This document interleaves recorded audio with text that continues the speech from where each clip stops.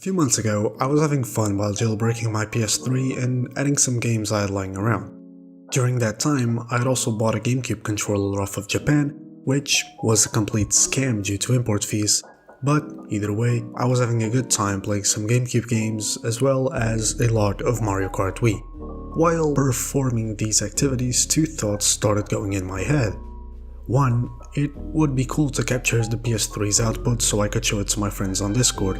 And two, the Wii sure could look a lot better, as 480i isn't really a looker nowadays. And a few weeks ago, I tried to find a solution to these problems. But I went cheap. These issues aren't really a big deal, so why not have some fun and test some crappy Chinese adapters while I'm at it? And that's exactly what I did. I bought one of those shady looking USB capture cards on Amazon and a Wii2HDMI adapter from Warden, which is basically the Portuguese version of Best Buy. How much did it cost, you may ask? Well, this amazing looking capture card was and still is available for the wonderful price of €5 with a tiny bit more for shipping. As for the Wii2HDMI adapter, well, €6 and free shipping. When a simple adapter ends up being more expensive than a whole capture card, I start to get a bit scared. But without further ado, let's take a look at what we got. So here it is, the HDMI video capture. So as I said, I got this from Amazon, and it's actually pretty cool that it came in less than a week, because as you can see from the sticker, this actually came from France. So yeah, they shipped this here to Portugal in less than a week, which is pretty cool. So yeah, I guess let's open this up. It's a sort of Ziploc bag, I guess, not a manual. Let's take a look at that first. I think we're gonna be expecting a lot of poor English, I guess. In the back it's the same thing, but in Chinese, I'm guessing. Yeah, this seems to be Chinese. This video capture can capture both HDMI video and HDMI audio. I'm not gonna bore you with this. It's a self-proclaimed video capture device which has a maximum input resolution of 4K and can output video in resolutions up to 1080p. Also, no, contrary to what I was thinking, the manual was written in pretty good English, so we won't be laughing at any spelling mistakes, sadly.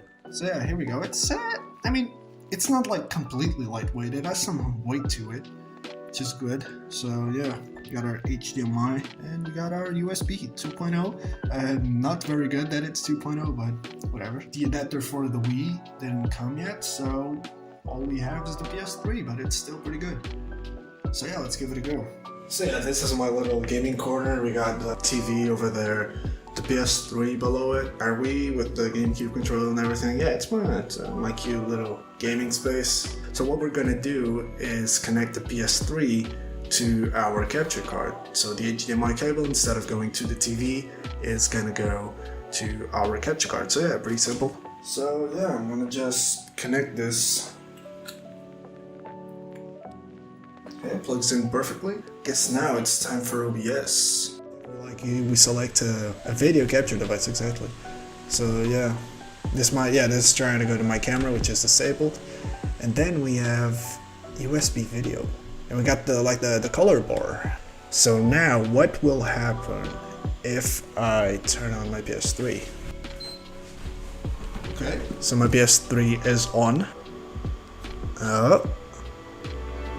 There we go, and wow, it looks pretty good.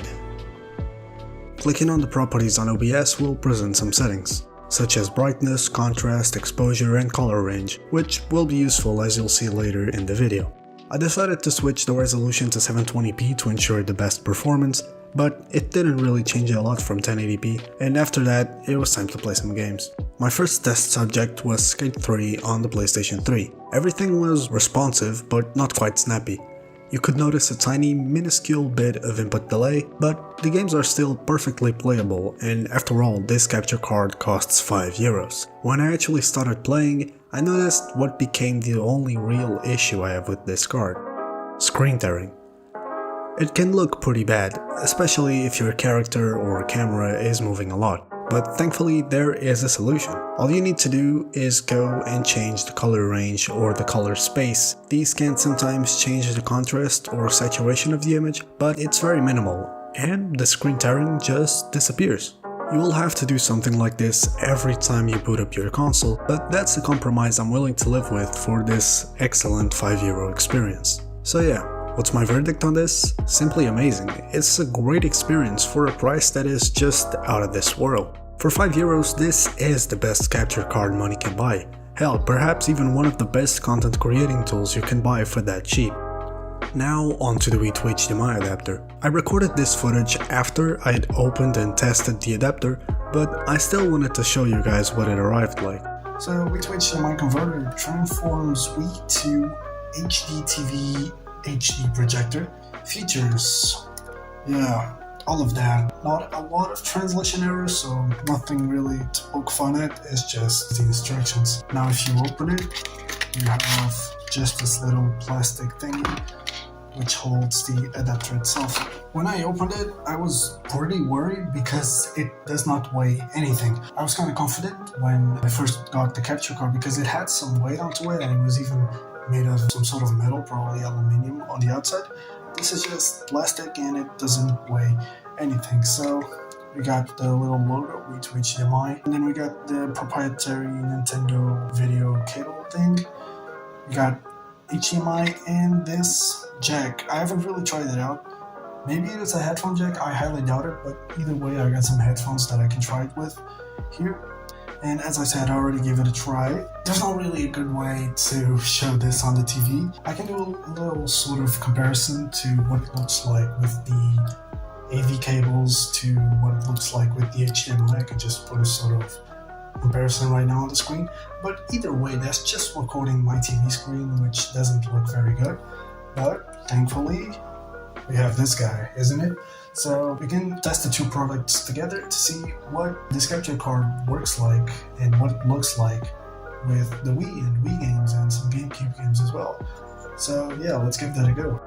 As you can see, the HDMI output actually looks great for a product of this price range. Not as good as something like Dolphin in 4K of course, but for this old system, it's pretty good. I tried some Mario Kart first and I was not disappointed. Yeah, I tried it before, but it was my first time playing it through the capture card and it was a great experience for a setup that was basically only $11. After my amazing victory in DK Mountain, I decided to give some GameCube games a go. After all, this is one of the best uses for the Wii2HDMI adapter since it is way cheaper than a component cable for the original GameCube. I started out with something simple, that being Animal Crossing. And despite being a port of a Nintendo 64 game, you can still notice a small increase in the quality and resolution. But to me, this wasn't enough to show this adapter in action. I had to do it justice, and I did so by playing everyone's favorite GameCube game.